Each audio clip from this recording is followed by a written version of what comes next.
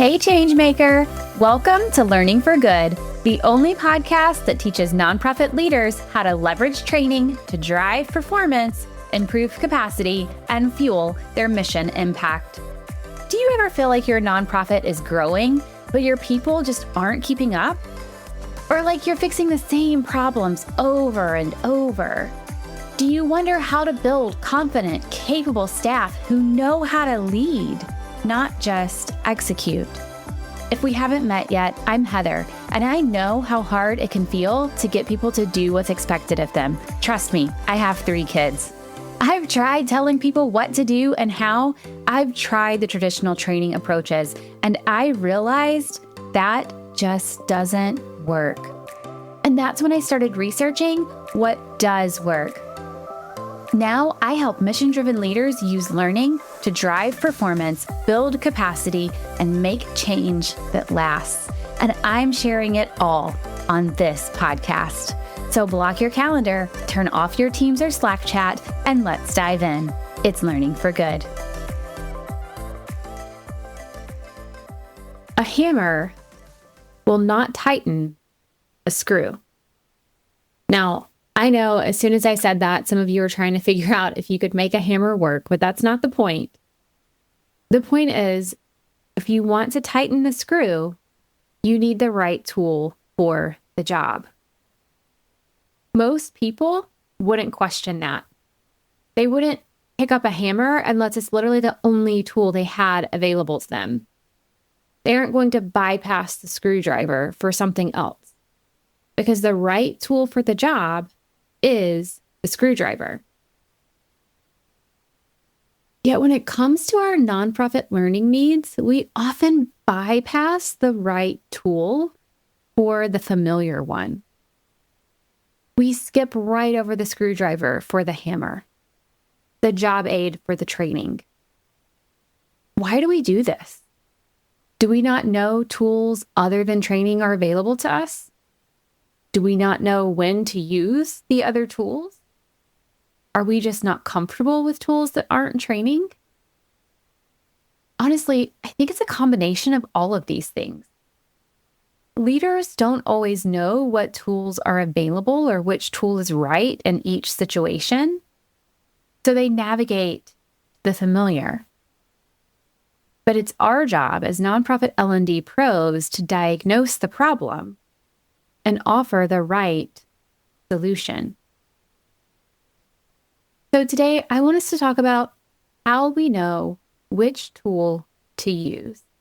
It's a quick diagnostic process to help you answer the question, is this a training problem, or will another solution work better?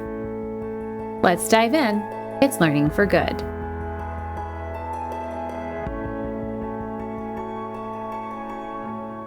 As a nonprofit L&D pro, I know how it feels when someone comes to you demanding training.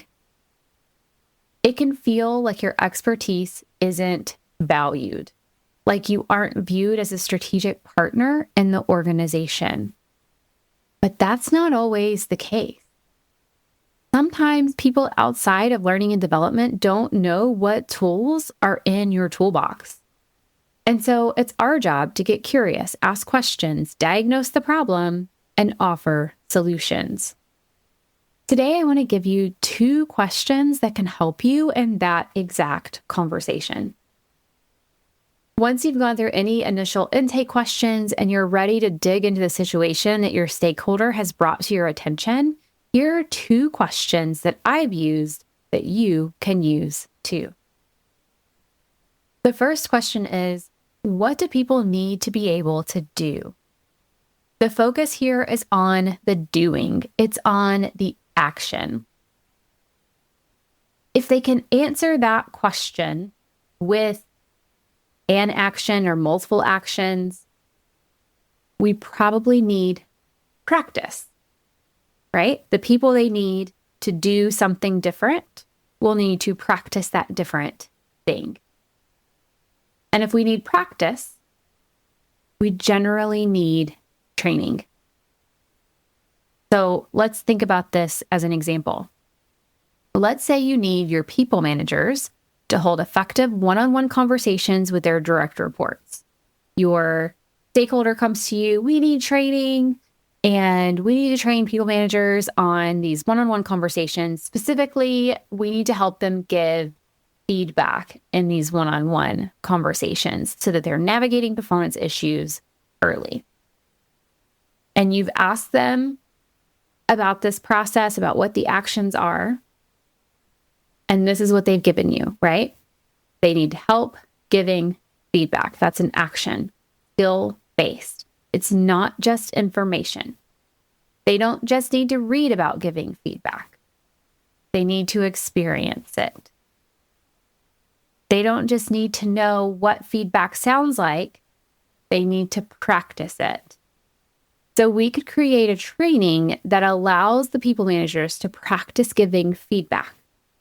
This training could allow them to reflect on how that went, because feedback isn't always comfortable. And they could even get feedback on how effective they were at giving feedback. There's lots of opportunities to design training to help your people managers give feedback. And that's because giving feedback is an action. If your stakeholder comes to you and they're demanding training, the first question, once you've gone through your intake process, that I want you to ask is, what do people need to be able to do? And that's one way you're going to be able to determine if training is needed.